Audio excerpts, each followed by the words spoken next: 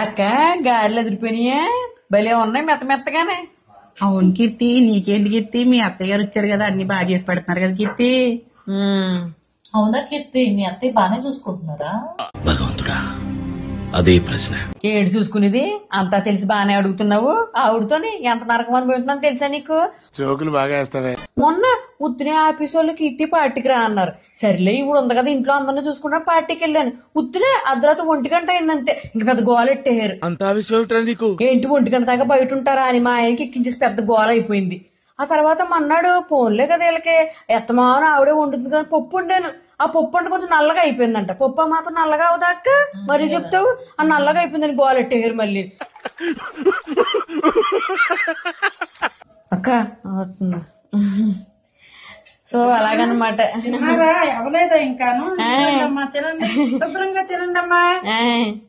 ఎంత ప్రేమ అండి ఇప్పుడే చెప్తున్నాను కదా, బంగారు తల్లి నేనంటే ఎంత ప్రేమో. మస్తు షేడ్స్ ఉన్నాయరా నీలా. అబ్బో కమలాసన్ బాగున్నాయి ఆంటీ, చాలా బాగున్నాయి, బాగా చూసుకుంటారు. నన్ను అసలు ఎంత ప్రాణమో ఇంకో తినపోతే ఊరుకోరు అసలు. చూసారా గారెలు నేనే వేసాను అన్ని మా కోళ్ళ వేసింది అలాంటి గట్ట చెప్పదావిడ. నేనే వేసినట్టు అందరి ముందు బిల్డప్ ఇచ్చేస్తుంది అనమాట. గుండె తరుక్కుపోతుంది ఆంజనేయులు. వామ్మో ఇలాంటి అత్తగారులతో పడలేము. మీరన్నా జాగ్రత్తగా ఉన్న అత్తగారులతోటి.